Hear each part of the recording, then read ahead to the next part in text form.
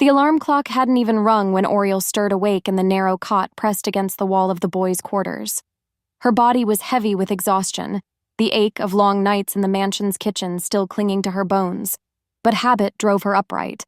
She padded softly across the tiled floor, careful not to wake her son just yet. Dawn seeped through the small window, casting a pale glow over the tiny space she called home. She filled the kettle, the hiss of water breaking the silence, and reached for bread left over from yesterday. Her movements were quiet, precise, the rhythm of someone who had carried responsibility far too long. Every day started like this.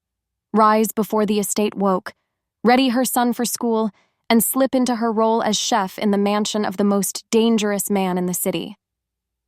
Her gaze softened when she turned back to the bed. Curled beneath the blanket was her 5-year-old boy, his small chest rising and falling steadily. Even in sleep, he looked so much like her, except for those eyes. Those gray, storm cloud eyes.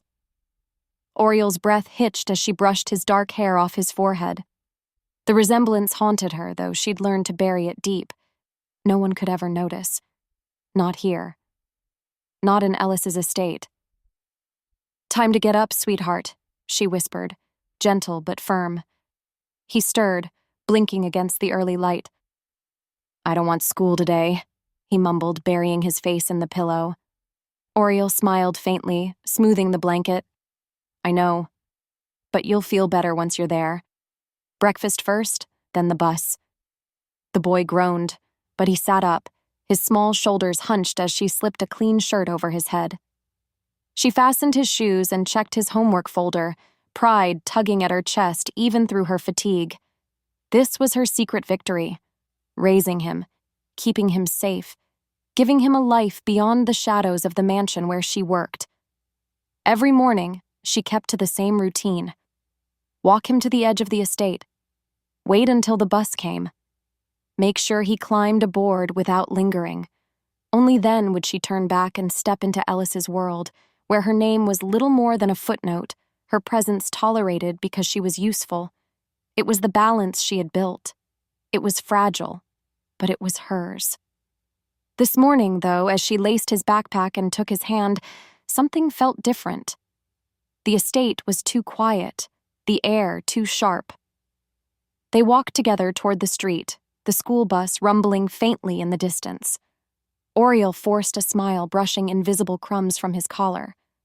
"Stand tall. Be good. I'll see you after." He nodded, tugging her hand impatiently. "Mama, hurry, the bus is coming." She laughed softly, her heart swelling. Always so eager. The growl of an engine cut through the morning. Auriel's head whipped around, and her stomach dropped. A sleek black car glided along the curb, windows tinted except for the one that slid down smoothly. Ellis. Even at a distance, his presence filled the air, sharp suit, jawline like carved steel, and eyes that missed nothing. His gaze flicked to Auriel, impassive, then shifted. To her son. The boy shifted his backpack higher, unaware, kicking at the gravel with his shoe. But Ellis's stare lingered. Longer. Sharper. Auriel's heart froze. Gray eyes met gray eyes. The bus screeched to a halt, brakes whining.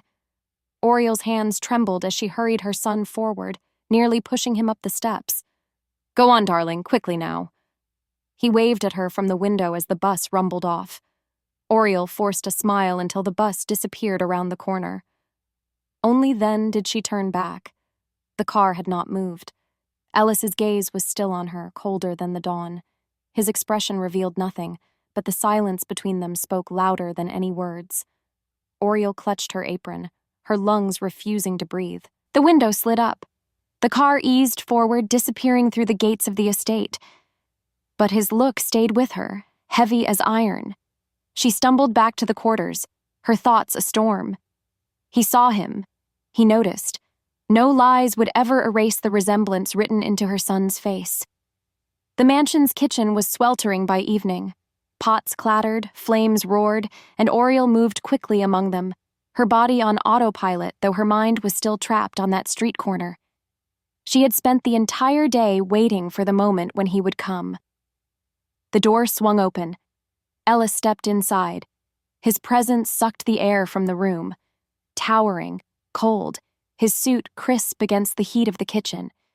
His gray eyes locked on her instantly, as if he had been waiting all day for this moment too. "You have a child?" he questioned. Auriel froze, knife poised above a pile of onions. Her throat tightened. Denial would be pointless. He had already seen. "Yes," she said softly, the word barely leaving her lips. Ellis's jaw tightened, his expression unreadable. "A boy." Auriel set the knife down slowly, her palms damp against the counter. "Yes." He stepped further into the room, closing the door behind him with a muted click. The sound echoed like a gavel in her chest. "And you thought to keep that from me?" His voice was low, dangerous. Auriel lifted her chin, forcing strength into her trembling body. "My personal life is not your concern, sir. You asked for a chef, not a history." His eyes narrowed, storm clouds gathering. "I want to meet him." Auriel's pulse thudded so loud she thought it might shatter the silence. Fear coiled in her stomach, but there was no escape. Not now. She met his stare, steady, despite the terror clawing at her ribs. "Why?" Ellis leaned closer, his voice quieter now, smooth in a way that unsettled her more than anger ever could. "Because you've worked beside me for months, watching you serve everyone else while keeping yourself locked away. You've given this house everything, yet I know nothing of what waits for you outside these walls." Auriel's chest tightened, her hands twisting against her apron. His eyes lingered, sharp, yet strangely thoughtful. The boy looked sharp, strong, fine. "I don't make it a habit to notice strangers, Auriel, but he wasn't a stranger, not if he belongs to you. And I don't like to ignore what belongs to the people under my roof." Auriel's breath caught. "I'd like to meet him," Ellis continued, his tone calm but carrying an undercurrent of command that allowed no refusal. "Call it curiosity, call it respect, call it whatever you like. But I won't pretend I didn't see him, and I don't ignore things that catch my eye." The room tilted. Her carefully guarded world, built brick by brick over 5 long years, trembled under the weight of his words. Auriel swallowed hard, realizing the storm she had feared had not arrived in rage, but in something more dangerous. Ellis's quiet interest. "What would you do if the Mafia boss looked into your child's eyes and saw his own? Would you keep hiding the truth, or face the storm? Let me know in the comments." Auriel sat at the edge of her narrow bed that night, the scent of garlic and seared lamb still clinging to her hair from the mansion's kitchen. Her son was already asleep, his small body curled into the blanket, breathing softly. She watched him, her chest rising and falling with a rhythm not entirely her own, as if she lived through him. Every sigh, every dream, every heartbeat. It had been 5 years since the night that changed everything. A night that wasn't meant to mean anything. A contract arranged by Delora, Ellis's sharp-eyed personal assistant, who had chosen her not for beauty or pedigree, but for her silence. Auriel had been 20 then, still struggling to piece together her life after her parents' deaths, working odd jobs to keep a roof over her head. Delora had approached her with precision, the way someone handles a transaction. "You'll dress well, attend the gala, stand at Mr. Ellis's side, smile when needed. You'll be paid enough to change your life for a season." Auriel hadn't asked questions. She couldn't afford to. She had debts, no family, and a fragile dignity that cracked under the weight of survival. She hadn't expected Ellis to even notice her beyond the evening, but he had in his own detached way, his hand at the small of her back as they walked into the glittering ballroom, his voice low against her ear when they spoke to men in suits whose laughter never reached their eyes. The night ended in a hotel room, a haze of smoke and whiskey and loneliness. He left before dawn, leaving only the warmth of rumpled sheets and an envelope stacked with bills. Auriel had woken alone, clutching the proof of her choices in her trembling hands. Weeks later, when she realized what had come of that night, she swore never to let him know. because she knew his world. She believed it would be too dangerous for her child. Her son was hers alone. The years that followed had been nothing but struggle.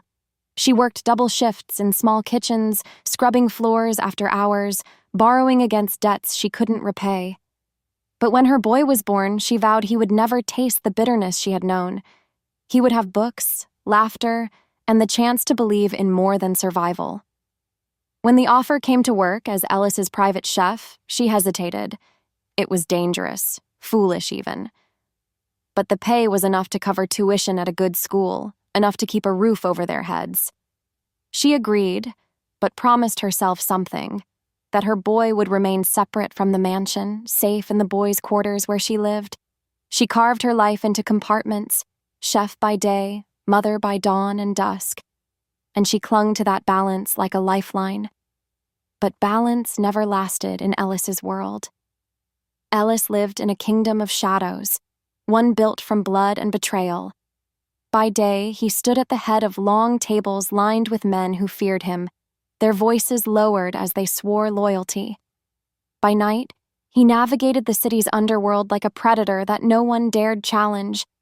His flaw was carved deep into his soul, the belief that family was weakness. Once, long ago, he had believed differently. He had trusted someone he had nearly called his own, only to be betrayed in a deal that almost ended his empire. Since then, Ellis had steeled himself against attachment, against softness, against the notion of belonging to anyone but himself. Power was his creed, loyalty, his weapon. Love? A liability that could get him killed. He kept people close enough to be useful, but never close enough to touch his heart. Xavier, his right hand, understood this unspoken rule. A man of few words, Xavier's loyalty was unquestioned, his caution a mirror to Ellis's own. He moved like a shadow at Ellis's side, watching, listening, weighing risks that others would miss. If Ellis was the blade, Xavier was the sheath that steadied him. Delora, sharp-tongued and efficient, kept his affairs in order. She had been the one to orchestrate countless contracts, including the gala night 5 years ago. She filed everything, forgot nothing, and guarded Ellis's secrets as if they were her own currency. Yet even she watched Auriel now with the wary eye of someone who sensed cracks forming in the foundation. Marnie drifted in and out of Ellis's orbit, a socialite with too much perfume and too little restraint. She had set her sights on him years ago, convinced that becoming his wife would crown her queen of the city's underworld. But Ellis had no interest. He tolerated her presence because her father's investments were useful, nothing more. Marnie knew this, but jealousy simmered each time she saw Ellis glance at anyone else, especially Auriel. And then there was Victor, patient, hungry, waiting in the shadows, a rival whose empire nipped at the edges of Ellis's territory. Victor was a man who knew how to use whispers as weapons, how to turn rumor into leverage. If Victor ever discovered that Ellis had an heir, he would tear the world apart to claim it. Auriel felt the weight of all of this pressing against her ribs as she stirred another pot of soup in the mansion kitchen. The confrontation from earlier still echoed in her chest. "You have a child. I'd like to meet him." His voice replayed, softer than she had expected, almost curious, almost kind. But Ellis's curiosity was never without reason. She had seen it in the way he studied men across the dinner table, in the way he stripped their words bare with a single glance. He had grown fond of her in his own distant way. She couldn't deny that. He had noticed her silences, her steadiness, her refusal to be swayed by the sharp edges of his presence. And now he had noticed her son. Fear spread like ice in her chest. She had kept her boy hidden for so long, building a fragile wall between him and the world Ellis ruled. But the wall was crumbling. For the first time in years, Auriel felt her certainty falter. Ellis had seen him. And when Ellis took notice, nothing was ever left untouched. If you were Auriel, would you let Ellis meet your child, hoping to keep the peace, or fight to keep them apart no matter the cost? Share your thoughts in the comments. Auriel's fingers tightened around her son's small hand as they walked up the stone steps toward the side garden of the mansion. Her heart beat painfully fast, every step a weight she could barely carry. She had resisted Ellis for days, but his quiet command, "I want to meet him," had left no room for refusal. The boy's laughter rang out as he skipped beside her, innocent, unaware of the storm gathering overhead. He clutched a toy car, dragging it along the railings with a squeak. Auriel forced a smile, whispering, "Remember your manners, sweetheart. Answer politely. Don't stay too long." He nodded with the easy confidence only a child could have. "Yes, Mama." Ellis stood in the garden, sharp against the twilight. His tailored jacket caught the last light of the setting sun, his posture straight, his gaze piercing. He didn't move when Auriel approached, only let his eyes shift from her face, tense and pale, to the boy at her side. For the first time, Auriel saw uncertainty flicker in Ellis's expression. The boy grinned up at him, fearless. "Hello, sir." Ellis's jaw clenched. He didn't reply immediately, only crouched slowly so his eyes met the child's. Those storm-gray eyes mirrored back at him, wide and guileless. Something inside Ellis stilled. "What's your name?" His voice was quieter than Auriel had ever heard. The boy answered easily, then darted away to chase a butterfly across the lawn. Ellis straightened, watching him with a tension Auriel could feel like static in the air.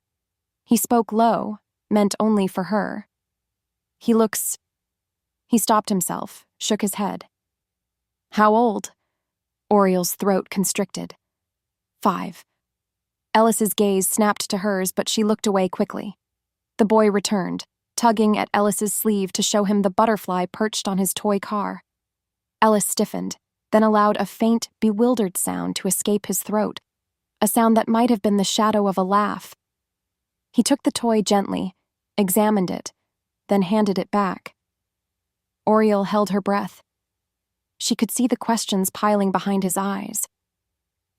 Later, when Auriel excused herself to take her son back to the quarters, Ellis didn't stop her. He only stood there in silence, watching as the child waved over his shoulder. But his stare lingered far too long, sharp with calculation. The next evening, Ellis sat in his study, the toy car from the garden resting on his desk. He had kept it deliberately, telling the boy he would return it later. The decision had seemed insignificant at the time. Now, under the low glow of the lamp, he turned it over in his hand, noting the smudge where the boy's fingers had gripped it. Curiosity gnawed at him. He had been with women before, many women, but he remembered none of them carrying a child for him. This boy was different, too different. He had a soft spot for the boy which he couldn't even understand. Even though none of the women had brought a child, he knew there could be a possibility he has a child somewhere. Ellis called in Xavier, who raised a brow when he saw the toy. Ellis's command was clipped. "Have this tested, quietly." Xavier didn't ask questions. When the results returned, Ellis read them twice, his grip tightening until the paper crumpled. Positive. The boy was his blood, his heir. The realization hit him like a gunshot. Auriel had just finished plating a dish in the kitchen when the door burst open. Ellis filled the frame, his presence like a storm breaking through the silence. His gray eyes locked on her, sharper than she had ever seen. 5 years ago? His voice was low, dangerous. "Tell me what happened." Auriel froze, the ladle slipping from her hand into the pot with a splash. She knew instantly. He had found out. Her walls of secrecy had shattered. Don't lie to me." He slammed the paper down onto the counter. "The test results. He's mine. And you never thought to tell me?" Auriel's breath hitched. Her hands trembled as she wiped them on her apron. I didn't think you would remember. It wasn't supposed to mean anything." Ellis's eyes narrowed, fury sparking. "What are you talking about?" Her voice broke. "The gala. 5 years ago. Your assistant found me. Said you needed someone to stand beside you that night. It was a contract, Ellis. I was no one to you, just a face, a dress, an arrangement. You left before dawn and I—" She swallowed hard. "I never expected to see you again." Ellis stared at her, blank for a moment. Then slowly, memory returned. The glittering chandeliers, the girl in a borrowed gown who never flinched under the weight of his hand at her back, the silence in the hotel room afterward, more haunting than any words. He had buried that night among countless others, but now it rose, sharp and undeniable. You. His voice was rough, stunned. It was you. Auriel's chest heaved, her eyes bright with fear. Yes. The silence between them thickened, alive with fury and something else, something Ellis couldn't name. Betrayal twisted with possession, shock tangled with the strange pull that had always lingered around her. You thought you could keep my son from me? His voice sharpened. 5 years, Auriel. 5 years, and you let me walk through this house without knowing. Tears burned her eyes, but her voice steadied. I did it to protect him. You live in a world of blood and shadows, Ellis. I wanted him to have a life beyond that. For a heartbeat, something raw flickered across his face. Then it was gone, replaced by the cold steel she knew too well. He will not be kept from me again. The words fell like a verdict, unyielding. Auriel's heart twisted. Her secret was no longer hers. Her boy was no longer hers alone. And in that moment, she knew. Everything had changed. If you were Ellis, would you feel more betrayed by Auriel's secrecy, or by your own forgotten past catching up to you? Share your thoughts in the comments. Auriel had barely slept since the confrontation in the kitchen. Her life, once balanced on fragile secrecy, now felt like it teetered on the edge of a blade. Every knock at the door, every shift in Ellis's gaze, every whisper in the mansion carried new weight. The secret she had fought to protect was no longer hers to guard. Ellis knew, and Ellis, once curious, had transformed into something else. Possessive, unyielding, determined. The morning after the confrontation, Ellis made his decision clear. He appeared at the boys' quarters, flanked by Xavier, his presence filling the small space until Auriel felt suffocated. Her son sat cross-legged on the floor, playing with blocks, his head tilted with innocent curiosity when Ellis crouched beside him. You'll move into the main house, Ellis said flatly, not looking at Auriel but at the boy. Both of you. Auriel stiffened. No, that isn't necessary. Ellis finally turned to her, his gray eyes cutting through her resistance. You think you can keep him safe here? On the edge of the estate, exposed, separated from me? If my enemies hears whispers, and they will, because this cannot be hidden, I can't stay away from my son now that I know him. You'll regret every wall you built between us, if you stay far from me. She folded her arms, summoning courage she didn't feel. I don't want him in this house, Ellis. Your world is dangerous. The men you deal with, the blood you spill, they don't belong near him. Ellis rose to his full height, the air between them taut. He is mine, and mine will be protected, whether you like it or not. The boy looked between them, sensing the tension but not understanding. Auriel's stomach clenched.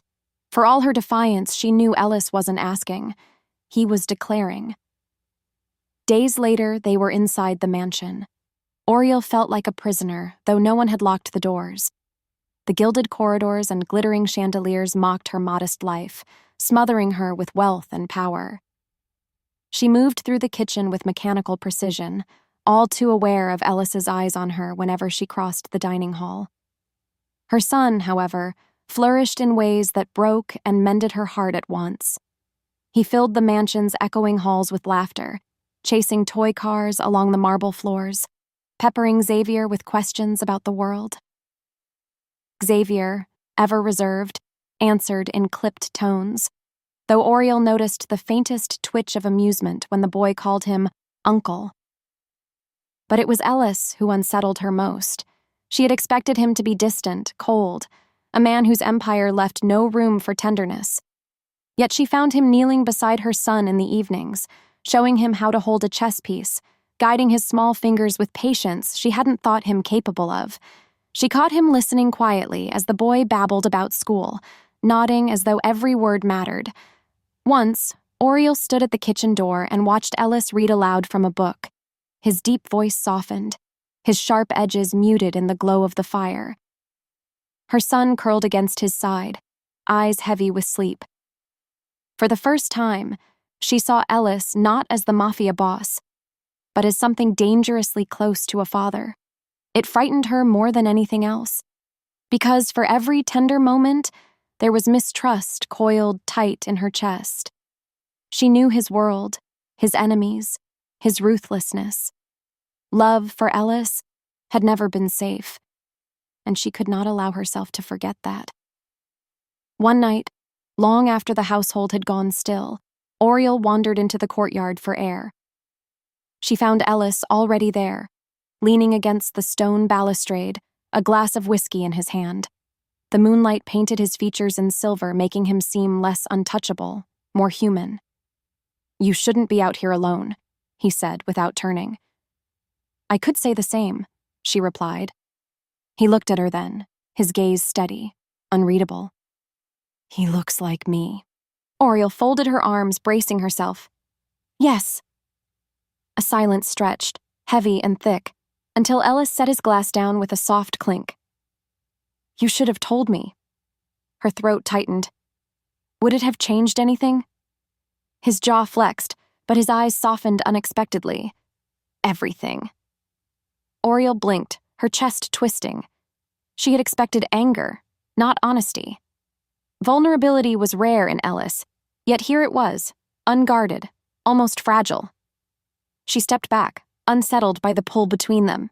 "It's too late for what-ifs." "Maybe," he said quietly. Then, more firmly, "But it's not too late for him." Their eyes met, and for one fleeting moment, the world seemed to pause. There was something there, an undercurrent neither wanted to name. Attraction, yes, but also an ache deeper than desire, a longing neither had allowed themselves to feel. Auriel broke the moment first, retreating into the shadows. But shadows had ears. Victor sat in a dimly lit club across town, a cigar smoldering between his fingers, his men murmuring in his ear. Rumors had begun to spread, rumors of a boy in Ellis's mansion. Victor's lips curled into a smile. If Ellis had an heir, it was the crack in the armor he had waited for. "Find out everything," Victor ordered. "The boy, the mother, where they came from, and bring me news I can use." Back in the mansion, Auriel's unease only grew. Marnie had noticed the boy, too. She cornered Auriel in the hall one afternoon, her perfume cloying, her smile sharp as a blade. "Funny," Marnie drawled. "I've known Ellis for years, and he's never let anyone this close. Tell me, darling, what makes you so special? Or is it just your little boy?" Auriel's pulse spiked, but she forced her voice calm. "We're just here for work." Marnie's laugh was cruel. "We'll see about that." Auriel hurried away, clutching her apron, her fear mounting. The walls of Ellis's world were closing in, and now whispers threaded through them like poison. That evening, Ellis found her pacing the kitchen, her hands trembling. "You're afraid," he observed. Auriel spun, anger sparking through her fear. "Of course I'm afraid. You've dragged him into this house, into your world, and you don't even see the danger circling us. Your enemies will come for him. Words are spreading." Ellis stepped closer, his eyes dark. "Then let them come. I'll bury anyone who lays a hand on him." Her breath caught at the steel in his voice, at the possessiveness that wrapped around each word. She hated it. She needed it. And she feared it most of all. "Don't you understand?" she whispered. "It's not just about keeping him alive. It's about keeping him whole, keeping him innocent." For a moment, something flickered in Ellis's expression. a crack in the armor. He reached out, his hand brushing hers lightly, almost tenderly. With you beside him, maybe he still can be. Auriel's heart stumbled, caught between mistrust and the dangerous warmth blooming in her chest. The mansion felt quieter that night, but not safer. Somewhere beyond its walls, Victor's men whispered in the dark. And within its walls, Auriel felt the beginning of something she had never wanted to feel again. Hope. Would you trust Ellis's vow to protect the boy, or would you still try to run? Tell me in the comments below. The mansion had fallen quiet, the kind of quiet that pressed against the skin, suffocating and heavy. Auriel stood by the window in the dimly lit sitting room, her hands twisted together as though wringing the truth from her own bones. Her son was asleep upstairs, safe for now, but her heart pounded with the restless certainty that safety was only temporary. Ellis entered without announcement, his steps deliberate, his presence filling the room before he spoke. He carried no glass of whiskey this time, no distraction to occupy his hands. His gaze found her immediately, unwavering, as though he had been waiting all evening for this moment. You've been keeping secrets from me. His voice was low, not harsh, but unyielding. Auriel's breath hitched. She had known this confrontation was inevitable, yet the words still cut through her like ice. She turned slowly, meeting his gray eyes. I wasn't trying to spite you. Ellis's jaw tightened, but he said nothing, waiting. I did it to protect him, Auriel whispered, the words tumbling from her lips before fear could stop them. Her throat ached, her eyes burning. Do you understand? Every day of his life I've carried the weight of your name, your world, your enemies. I didn't keep him from you because I hated you. I kept him away because I knew what it meant to belong to you. I wanted him to laugh without fear, to dream without shadows at his back. Her voice broke and she pressed her hands to her face, sobs trembling through her frame. I was so tired of being afraid, Ellis. Tired of watching over my shoulder. Tired of wondering when the storm would find us. So I built a life where he didn't have to know. Silence stretched, heavy and raw. Ellis moved closer, his expression unreadable. But there was a shift in his eyes. Less steel, more storm. You think I don't understand fear? His voice was quiet now, almost hoarse. You think I haven't lived my entire life knowing that the moment I care for something, someone will use it against me? Auriel lowered her hands, her tear-streaked face meeting his gaze. He exhaled slowly, his shoulders taut. Family, love, they've always been weapons in my world. My brother was taken from me because I trusted the wrong man. My father's empire nearly crumbled because he thought loyalty would protect us. I swore I would never make the same mistake. I vowed never to have a family of my own, never to give anyone that kind of power over me. His jaw clenched, and his gaze flicked toward the ceiling where the boy slept. But now, I can't avoid it. He exists. He is mine. My blood. Auriel's chest twisted. The honesty in his words cut deeper than any threat he had ever spoken. For a long moment, neither of them moved. The air between them throbbed with the weight of everything unsaid, everything denied. Ellis stepped closer, close enough that she could feel the heat of him, close enough that her breath tangled with his. You hid him from me. You robbed me of 5 years. His tone was sharp, but his eyes softened as they searched hers. And yet, I can't hate you for it, because I see him, and I understand. Auriel's lips parted, her chest trembling with a mix of fear and something more dangerous, longing. Ellis. He lifted a hand, hesitated, then brushed a tear from her cheek with the back of his knuckle. The gentleness startled her more than any threat ever had. Her heart stuttered, her body leaning into the touch she had sworn never to crave. The silence shattered with their breath, with the gravity pulling them together. His mouth found hers, not with the harshness she expected, but with a hunger tempered by restraint. Auriel gasped against him, her hands clutching his shirt, her resolve dissolving in the heat of his kiss. It was wrong. It was reckless. It was inevitable. When his lips trailed down her jaw, when his forehead pressed against hers, she felt the weight of years collapsing. The contract night, the silence, the fear. For a heartbeat, there was no mafia boss, no servant, no secrets. There was only a man and a woman bound by truths too powerful to ignore. For the first time, his voice carried no command, only truth. "This is not just about the boy," he murmured, his hand tightening at her waist. "No.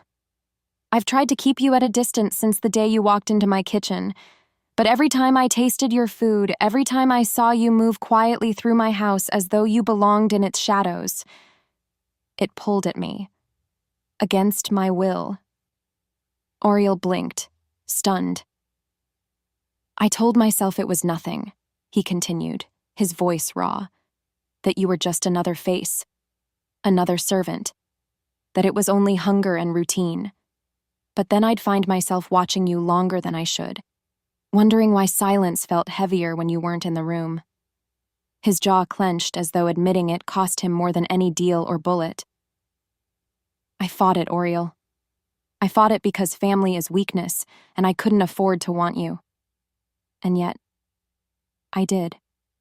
Auriel's breath shook, her tears fresh again, but for the first time, they weren't born of fear alone. "And now," Ellis whispered, his thumb brushing her jaw, "knowing you carried my son, it doesn't chain me. It frees me.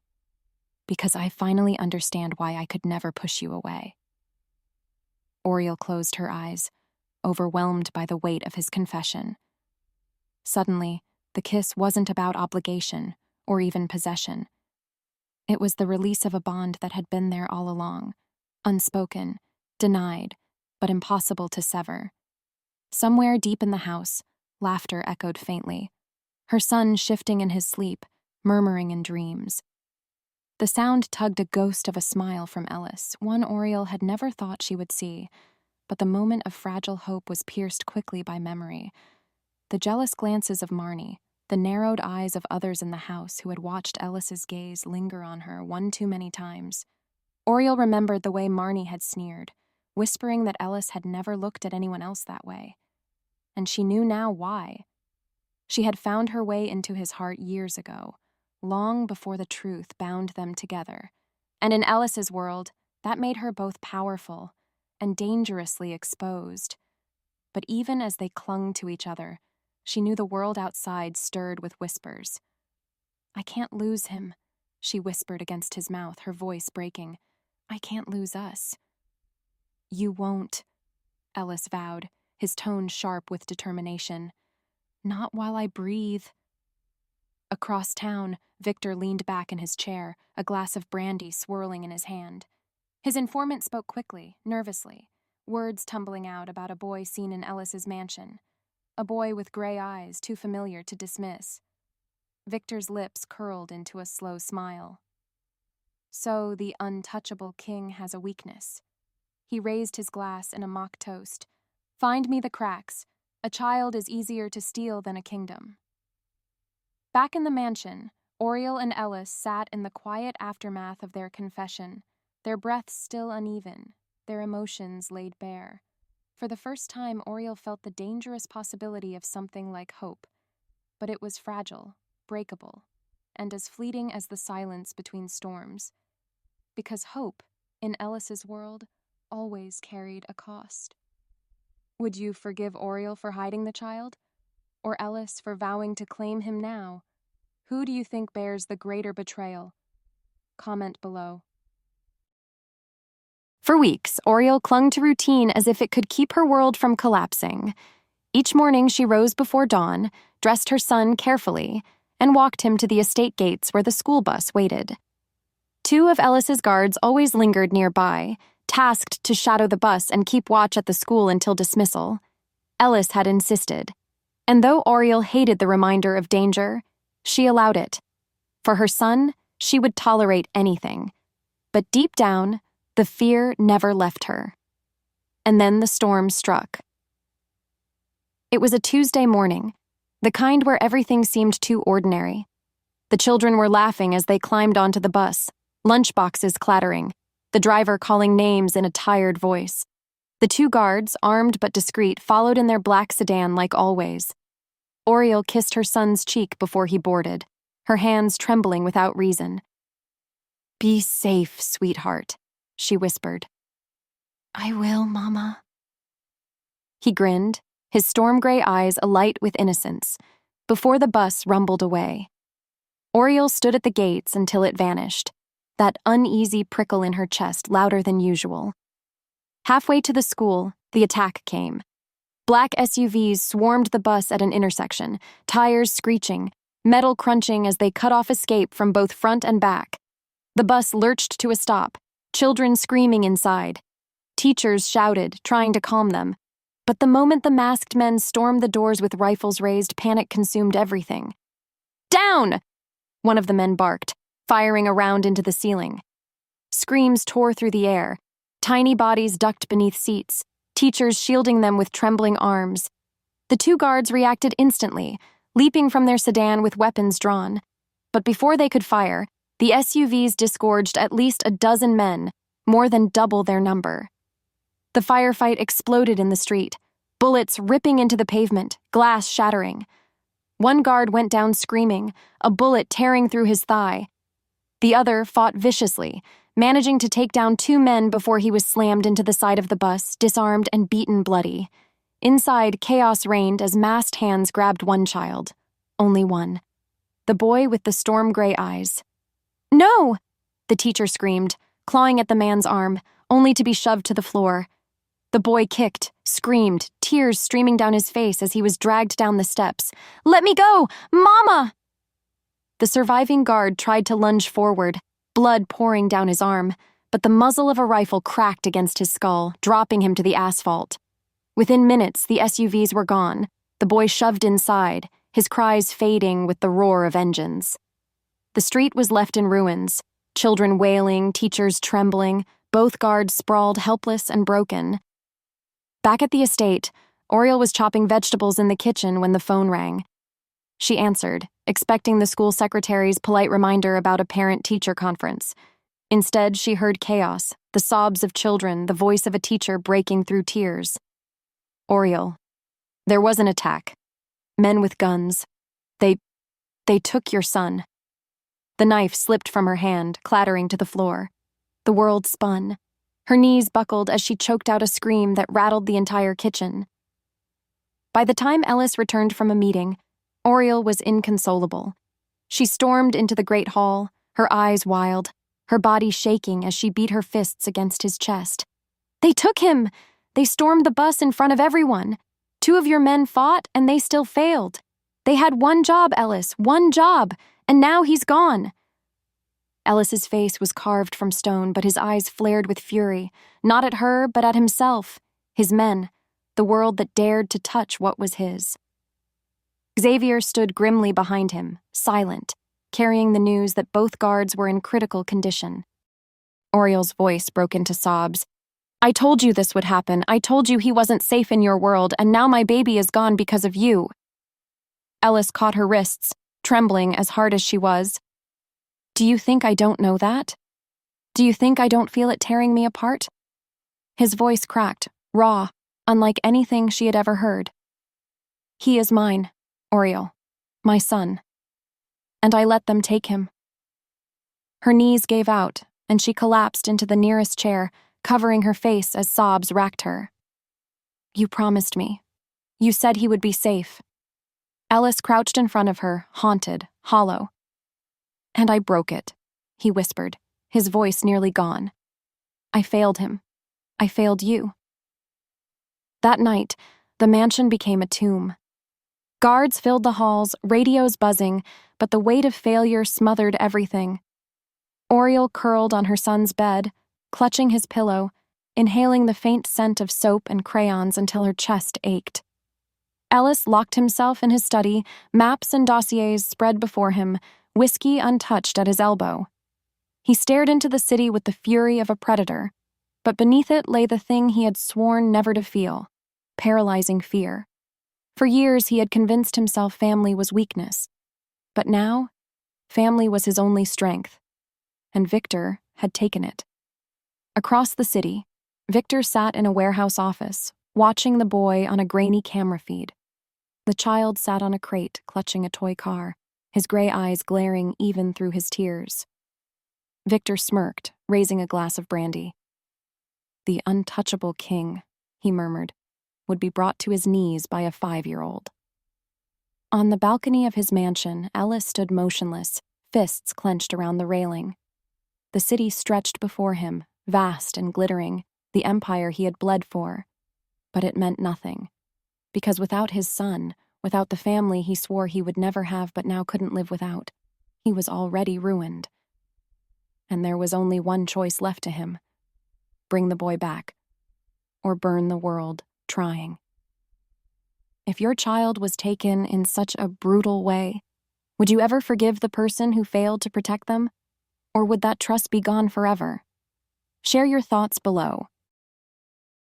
The mansion had not known sleep since the boy was taken. Guards came and went in shifts, phones rang at all hours, and still no news came back that mattered. Each day stretched like a wound that refused to close. Auriel had barely eaten. She stayed in her son's room most nights, clutching his pillow as if the faint trace of his scent might keep her from drowning. But on the 5th day, something inside her shifted. Despair was no longer enough. If she didn't stand, if she didn't fight, she would lose herself as surely as she might lose him. She found Ellis in his study, bent over maps spread across his desk, his shoulders bowed under a weight she had never seen him carry. Xavier stood at his side, silent, waiting. A dozen red pins marked warehouses and safe houses across the city, possible places Victor might be holding the boy. Auriel stepped into the room, her voice steady despite the tremor in her chest. "I'm coming with you." Ellis looked up sharply, his gray eyes narrowing. "No." She crossed the room before he could dismiss her, planting her palms on the desk so her face was level with his. "Don't tell me no. He is my son. My life. You think I'll sit here while you go out there and decide his fate without me?" Xavier shifted uneasily, his gaze flicking between them, but neither noticed. Ellis's jaw tightened. "This isn't a game, Auriel. Victor's men won't hesitate to put a bullet in anyone who gets in their way. You don't belong in that kind of war."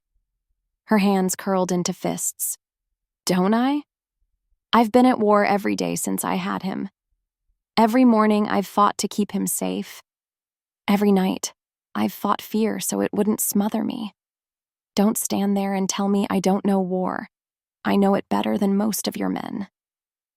Ellis stared at her, silent. Auriel's chest rose and fell rapidly, her voice breaking with raw determination. "I may not carry a gun, Ellis, but I carried him. I carried him when he was nothing but hope inside me, when you didn't even remember my name. I've raised him, loved him, fought for him. He is mine. And if you think I'll let you go out there without me, you don't know me at all." The room was thick with silence, broken only by the hum of the lamp. Finally, Ellis leaned back in his chair, studying her with a gaze that stripped her bare. For the first time, there was no command in his eyes, no dismissal, only recognition. Slowly, he exhaled, his voice softer than she expected. "I can't do this without you." Auriel blinked, stunned. Ellis's hand moved across the desk, covering hers. "For years, I told myself family was weakness, that caring was dangerous. But the truth is, I am weaker without you. Without him. You've carried strength I never dared to have. And if I want to bring him back, I need that strength beside me." Her throat tightened, tears burning, but this time they weren't born of despair. "Then we do it together." He nodded once, firm. Together. The hours that followed were a blur of planning. Xavier spread files across the table, laying out intelligence gathered from informants. One warehouse near the docks stood out, too heavily guarded for ordinary shipments, too much activity at odd hours. "That's where he'll be," Ellis said.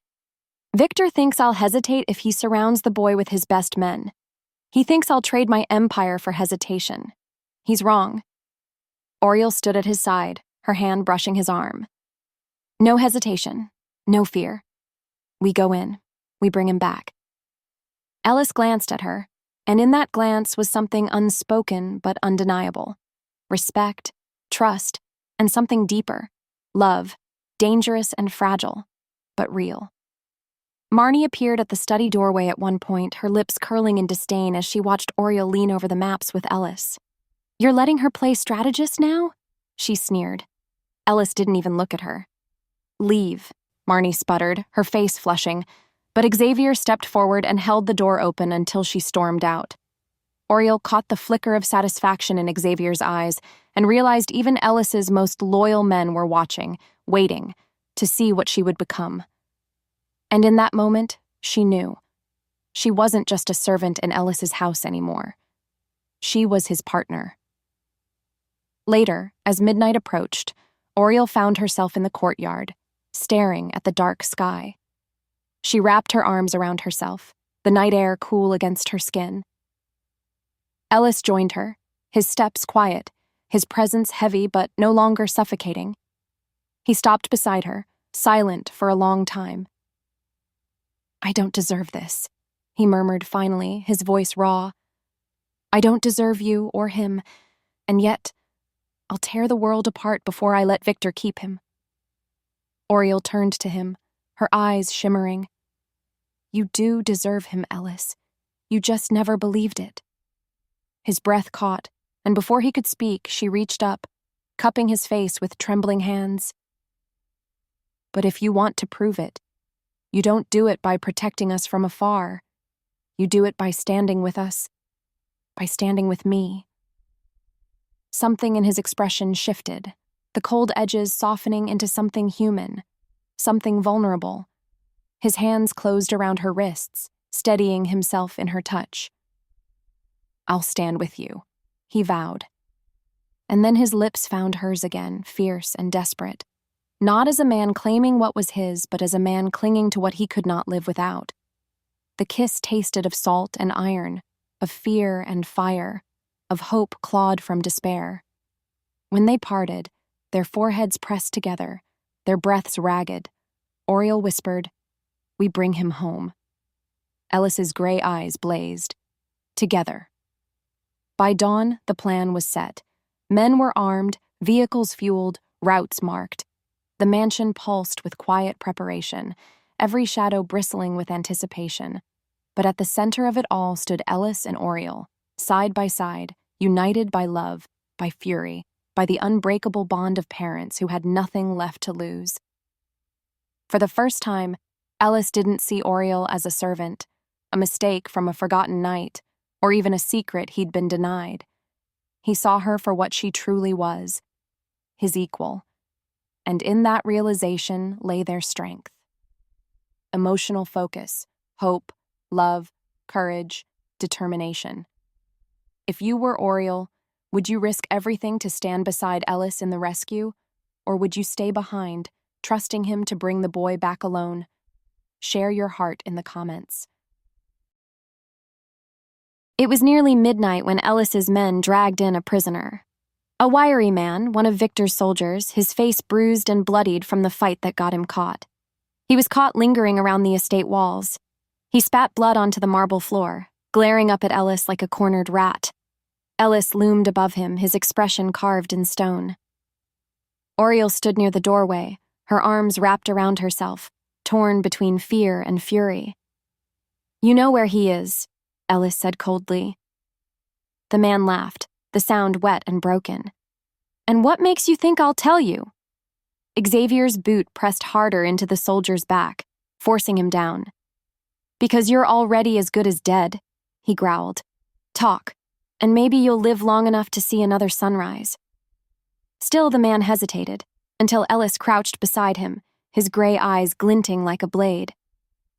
You took my son. That makes you mine. You can choose a quick death, or you can choke on a slow one. Either way, you will bleed. Fear cracked the man's bravado. His eyes darted to Auriel, as though hoping for mercy, but found none. Finally, He coughed, words spilling out between broken teeth. He's at the docks, south warehouses. Victor's keeping him there. High security. Guards, guns, everything. He says the boy's the key. Says you'll come for him. And when you do, he'll end you. Auriel's knees weakened, her chest tightening. She knew in her gut the man was telling the truth. Ellis stood, his fists clenched. Then that's where I'll bury him. They moved at midnight, like ghosts born of anger. Ellis's men, sealed faces, black gear, radios whispering, slid through the fog toward the docks. Auriel rode beside him in the front of a low truck, her hands white around the seat. She had insisted on coming. She had insisted on standing with him. There had been no arguing it. This was their child, their life. They would take him back together. Xavier's voice came calm over the radio. Warehouse Cluster 3, South Pier. Heavy traffic 2 nights. Expect at least 12 armed men, interior cameras, external patrols. The informant had named the place. Now they moved to make it real. The warehouse crouched dark against the water, stacked with crates and the smell of diesel and salt. Spotlights swept the quay like slow, searching eyes.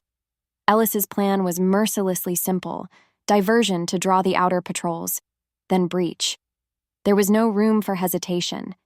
They hit the perimeter fast. A low explosion, 2 men pounded a secondary door, and the world broke open. Gunfire erupted, a staccato roar. Men shouted. The first volley hit metal and echoed into the night.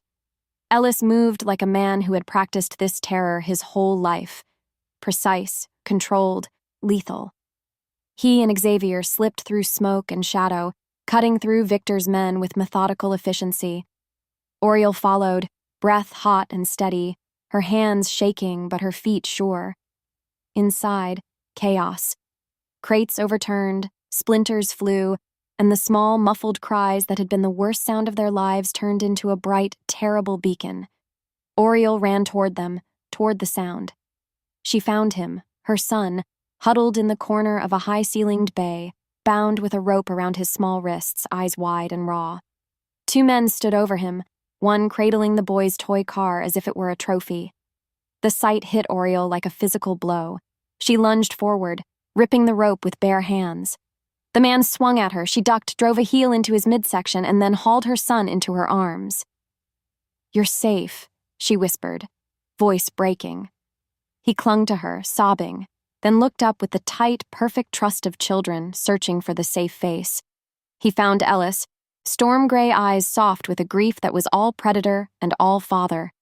But safety was still a battlefield. Victor's voice carried from the catwalk above, smug and cruel. "So the king finally shows." How touching. Ellis didn't answer with words. He moved, a shadow cut in the warehouse lights.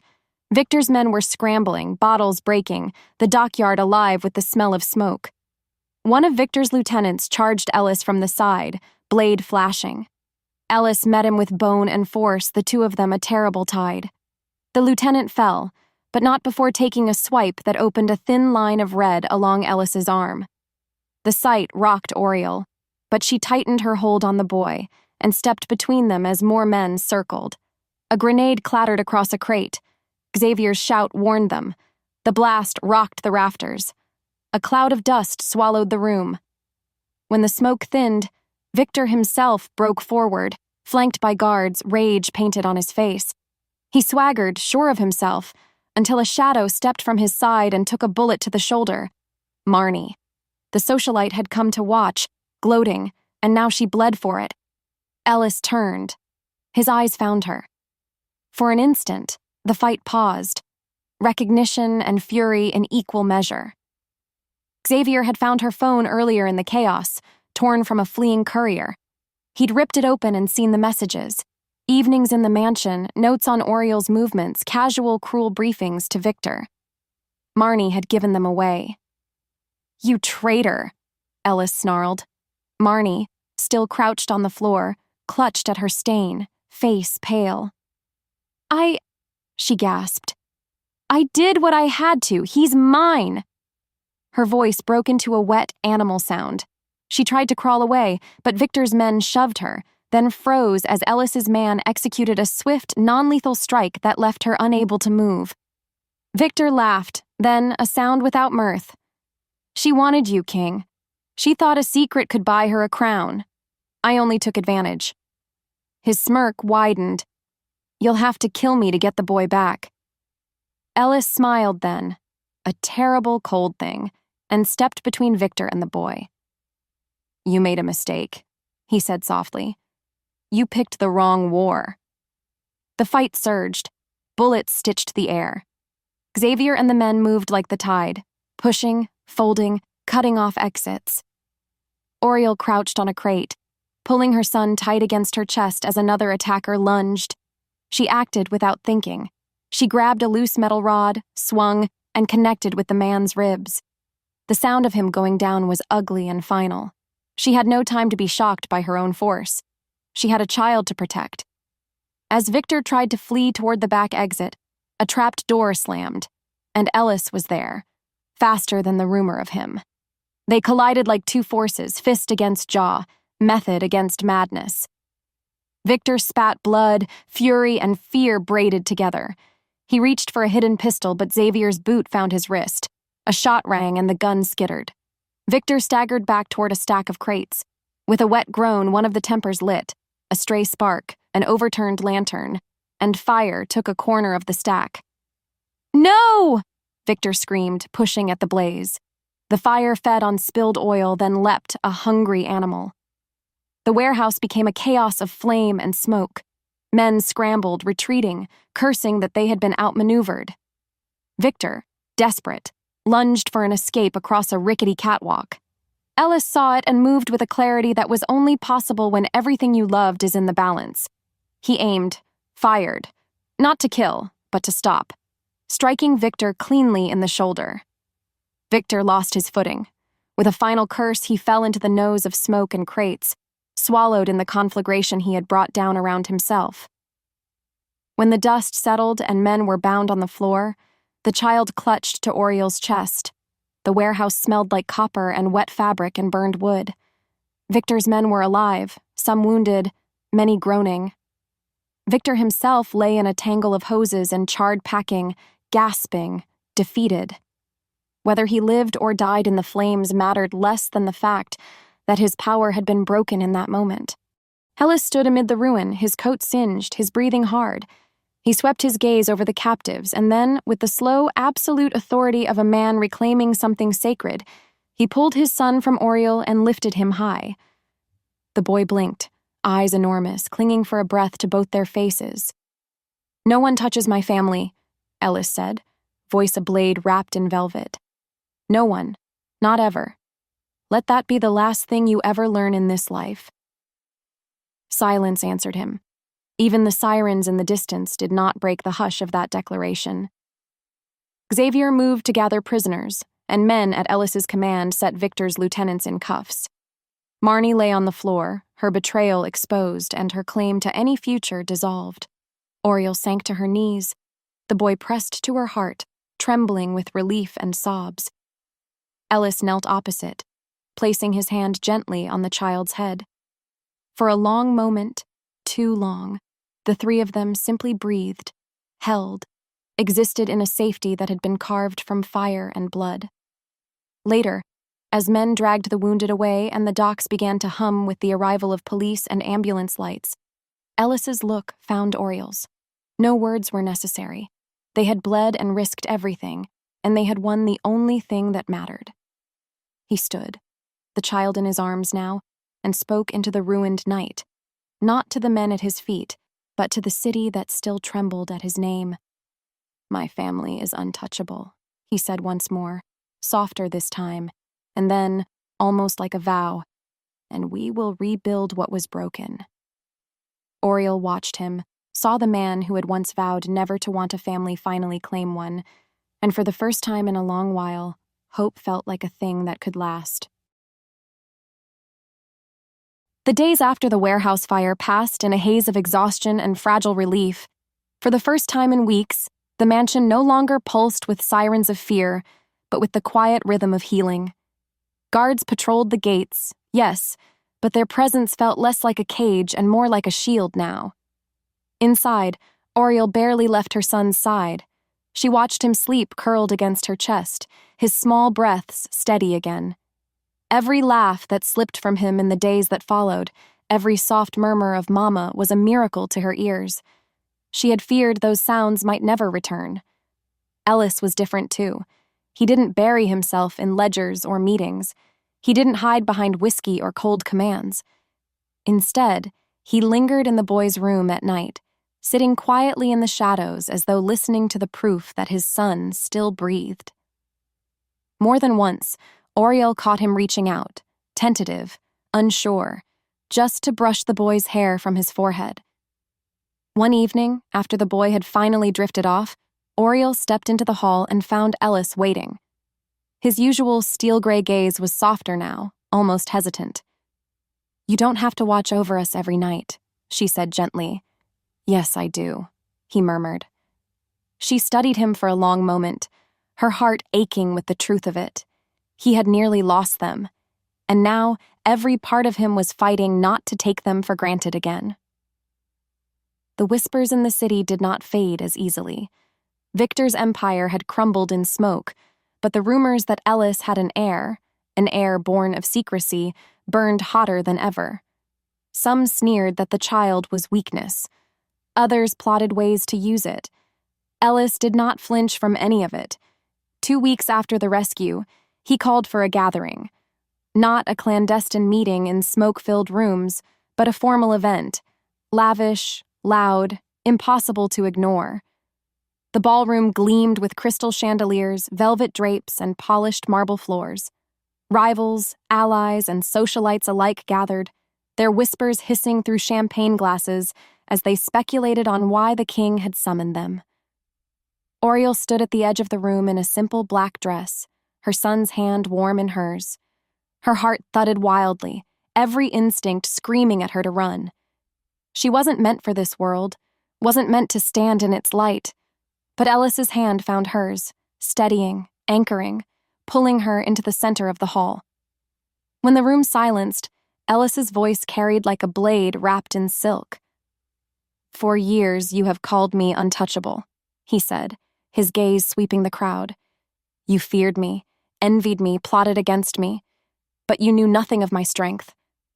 He drew Auriel closer, his arm firm around her waist, their son lifted high against his chest. "This is my family, my blood, my heart. Any man who thinks to test me will bleed for it." The words cracked through the air like thunder. The silence that followed was heavy, dangerous, but no one spoke against him. No one dared.